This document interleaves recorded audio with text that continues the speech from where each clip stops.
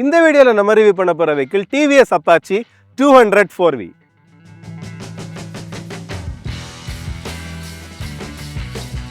TVS ரீசெண்டா அவங்களோட Apache லைனப்ல RTR 164V, RTR 200 4V இந்த ரெண்டு மாடல்ஸ்க்கும் பாத்தீங்கன்னா ஒரு top of the line variant மாதிரி ஒரு அப்டேட்டட் வேரியன்ட் வந்து லான்ச் பண்ணியிருந்தாங்க. அதில் சிக்னிஃபிகண்டாக இருக்கக்கூடிய சேஞ்சஸ் அப்படின்னு பார்க்கும்போது ஹெட்லாம்போட டிசைனை சேஞ்ச் பண்ணி ஒரு ப்ரொஜெக்டர் ஹெட்லாம்ப் கொடுத்துருந்தாங்க. 5 இன்ச் இருக்கக்கூடிய TFT டிஸ்பிளே, ட்ராக்ஷன் கண்ட்ரோல் இந்த மாதிரி விஷயங்கள் எல்லாமே வந்து கொடுத்துருந்தாங்க. ஸோ இந்த அப்டேட்டட் அந்த டாப் ஆஃப் தி லைன் வேரியன்ட்ஸில் இருக்கக்கூடிய சேஞ்சஸ் என்னென்ன, ப்ளஸ் வந்து இந்த RTR 200 4Vயோட டீட்டெயில் ரைட் ரிவ்யூவாக தான் இந்த வீடியோ இருக்க போது.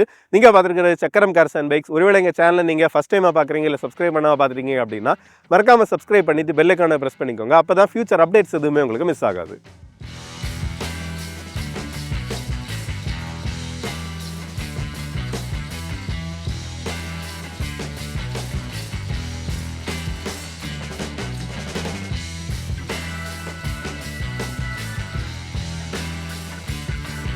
இந்த RTR 164V 200 4V ரெண்டுலேயுமே வந்து பார்த்தீங்கன்னா சிக்னிஃபிகண்டான அவங்க சேஞ்சஸ் அப்படின்னு பண்ணிருக்கிறது அந்த ஹெட்லைட்டிலோட அந்த டிசைன் வந்து சேஞ்ச் பண்ணியிருக்காங்க. கூடவே வந்து ஸ்லிப்பர் கிளச் ஆட் பண்ணியிருக்காங்க, ட்ராக்ஷன் கண்ட்ரோல் ஆட் பண்ணியிருக்காங்க. இந்த மாதிரி விஷயங்கள் ப்ளஸ் வந்து அந்த TFT டிஸ்பிளே தான்.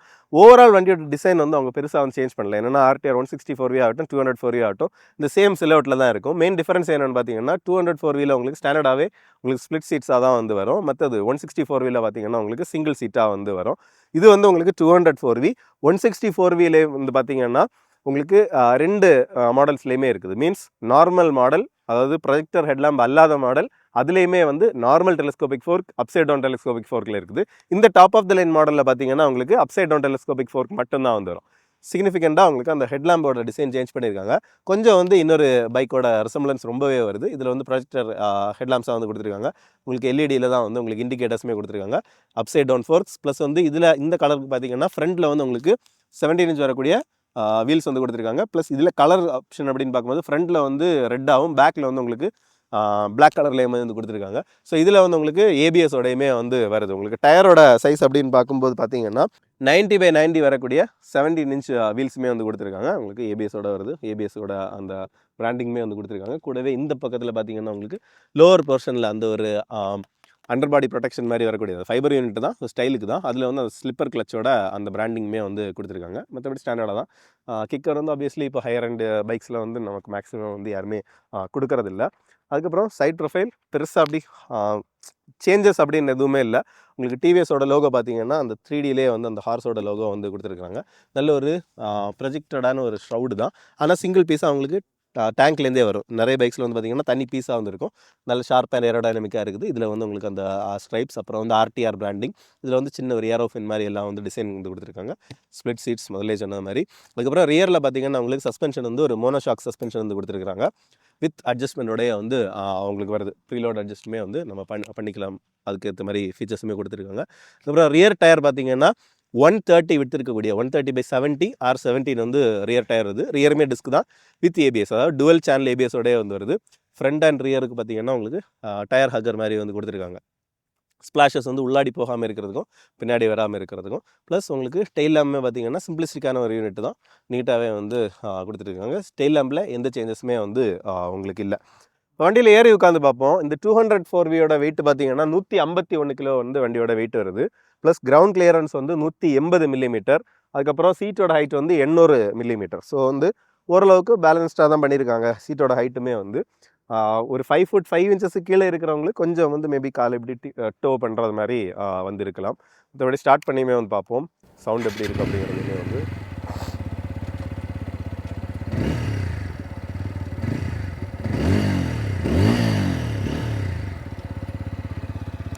நல்ல ஒரு ஸ்போர்ட்டியான நோட் இருக்குது. நல்ல ஸ்மூத்தாகவும் இருக்குது. பெருசாக எங்கேயுமே வந்து வைப்ரேஷன்ஸுமே வந்து நமக்கு ஃபீல் ஆகலை. ஓரளவுக்கு இல்லை, நல்லாவே வந்து கம்ஃபர்டபுளான ஒரு ரைடர் எக்கனாமிக்ஸுமே வந்து நமக்கு கிடைக்குது. இப்போ நம்ம சுவிட்ச் கியர் பற்றி பார்ப்போம். லெஃப்ட் சைடில் பார்த்தீங்கன்னா உங்களுக்கு பாசிங்க்கான தனி சுவிட்ச், அதுக்கப்புறம் ஹை பீம், லோ பீம். இதில் வந்து உங்களுக்கு இந்த ஆப்ஷன்ஸை கண்ட்ரோல் பண்ணிக்கிறதுக்கு, அட்ஜஸ்ட் பண்ணிக்கிறதுக்கான பட்டன், இண்டிகேட்டர் ஹார்ன் வந்துடுது. ரைட் சைடில் பார்த்தீங்கன்னா உங்களுக்கு என்ஜின் கில், அந்த ஹெட்லாம்ப் ஃபுல் ஆனா இல்லை அந்த இண்டிகேட்டர் அந்த பொசிஷன் லேம்ப் மாதிரி இருக்கக்கூடிய DRL மட்டும் ஆனா அப்படிங்கிறது ஸ்டார்டிங்கான பட்டன் வந்து கொடுத்துருக்காங்க.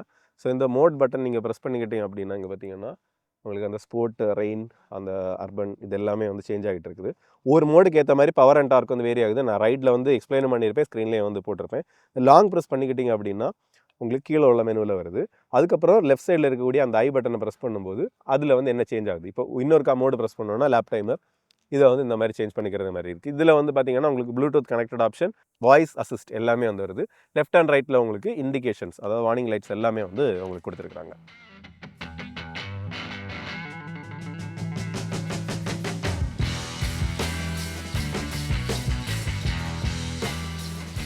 இப்போ நம்ம இந்த RTR 200 4V வந்து ரைட் பண்ணி பார்ப்போம். வண்டியோட என்ஜினை பொறுத்தவரை 200cc என்ஜின்.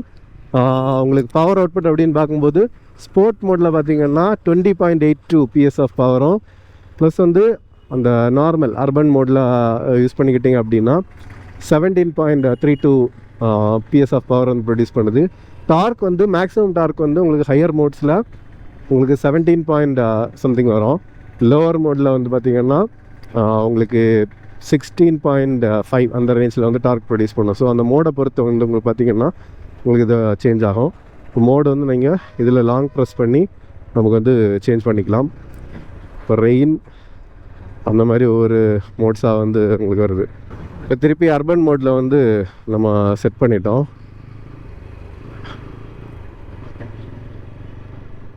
அர்பன் மோடே பார்த்தீங்கன்னா உங்களுக்கு தேவையான பிக்கப் வந்து இருக்குது. என்னென்னா ஆப்வியஸ்லி 200cc என்ஜின் அப்படிங்கிறதுனால நல்ல தாராளமான பிக்கப் உங்களுக்கு கிடச்சிட்டே இருக்குது. ரைடுமே வந்து ஓரளவு கம்ஃபர்டபுளாக தான் இருக்குது. இப்போ இந்த காங்கிரீட் ரோட்லேயுமே வந்து சின்ன சின்ன ஆண்டுலேஷன் இருக்கக்கூடிய ரோடு தான். நமக்கு அப்படி வந்து பயங்கர ஸ்டிஃபாகவோ அந்த மாதிரி எதுவுமே வந்து ஃபீல் ஆகாமல் நீட்டான ரைட் கம்ஃபர்ட் வந்து நமக்கு கிடைக்குது. ஸோ கம்ஃபர்ட்டில் வந்து பெருசாக குறை சொல்கிற மாதிரி இல்லை. இன்னும் கொஞ்சம் ரஃபான இடத்துலையும் நம்ம போய் செக் பண்ணுவோம்.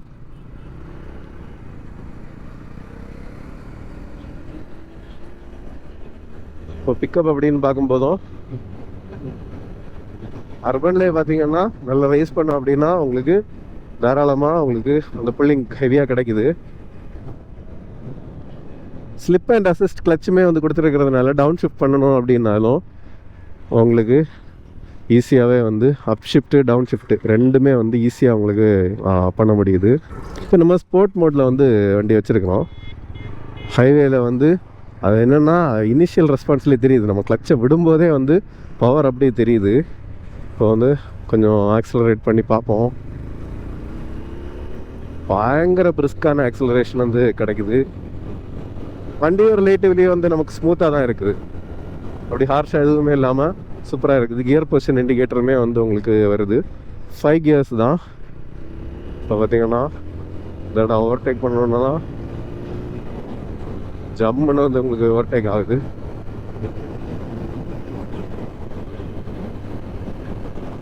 பவரில் குறையே கிடையாது.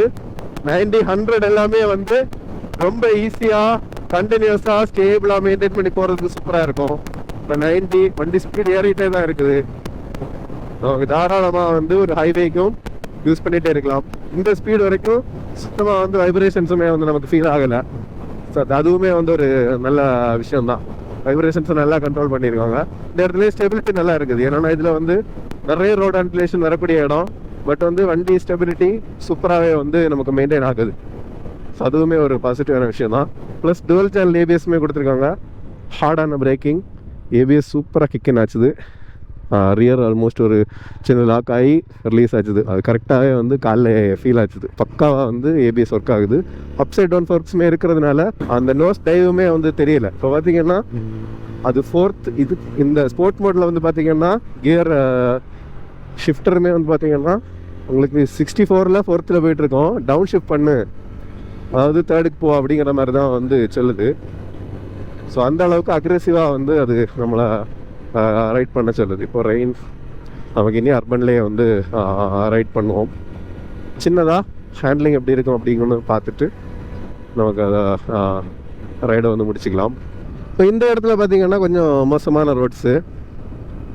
ரைடு எப்படி இருக்குது அப்படின்னா ரைட் நல்லாவே தான் இருக்குது. ஒரு ஹேண்ட்லிங்க்கு ஏற்ற கொஞ்சம் ஸ்டிஃப்னஸ் ஆட் பண்ணியிருக்காங்க. மற்றபடி ரைடு ஓவரால் வந்து நமக்கு டீசெண்டாக கம்ஃபர்டபுளாக தான் இருக்குது. எந்த விதத்துலையுமே வந்து ஹார்ஷான ஒரு எஃபெக்ட் வந்து நமக்கு தெரியலை. இப்போ கார்னர்ஸ் வண்டி வந்து சூப்பர் அஜைல். என்னென்னா அந்த டிவிஎஸ் அவங்களோட அந்த ரேசிங் டிஎன்ஏவோட தான் எல்லா வண்டிகளோட சாசியுமே வந்து அவங்க பண்ணுவாங்க. ஸோ சூப்பரான ஒரு பேலன்ஸ் எப்போவுமே இருக்கும் ரைடுக்கும் ஹேண்ட்லிங்க்கும். ஸோ அந்த சேம் பேலன்ஸ் வந்து இதுலேயுமே இருக்குது. இப்போ பார்த்தீங்கன்னா கேஷுவலாக நம்ம ஒரு 60ல் அப்படியே நம்ம நினச்சது மாதிரி அப்படியே கட் பண்ணி போயிட்டே இருக்கோம். நம்ம சொல்கிறத வண்டி அப்படியே நீட்டாக கேட்குது.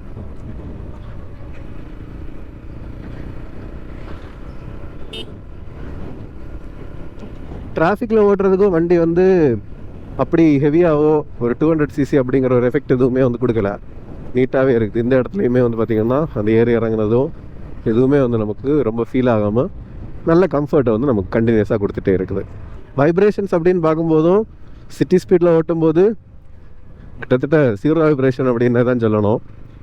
நமக்கு ஒரு 80-90 வரைக்கும் போனோம். அது வரைக்கும் பெருசாக வந்து ஃபீல் ஆகலை. அந்த அளவுக்கு நல்லா ரிஃபைண்டாக வந்து என்ஜினையுமே நமக்கு டியூன் பண்ணியிருக்கிறாங்க.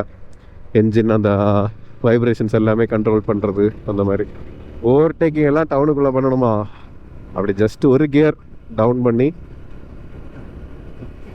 குயிக்காக ஒரு ஆக்சிலரேஷன் மட்டும் கொடுத்தா போதும். ஸ்லிப்பர் கிளச் இருக்கிறதுனால எந்த ஜெர்க்கும் இல்லாமல் பக்காவாக வந்து வண்டி நமக்கு பவரை கொடுக்கும். ஓவரால் பார்த்திங்கன்னா டவுனில் யூஸ் பண்ணுறதுக்கும் நல்ல ஈஸியாக தான் இருக்குது. ஒரு 200cc மைலேஜ் அப்படின்னு பார்க்கும்போது நமக்கு ஒரு 30 கீழே கண்டிப்பாக போகாது. ஒரு 35 to 40 மேக்ஸிமம் வந்து நம்ம ரியலோட எக்ஸ்பெக்ட் பண்ணலாம்.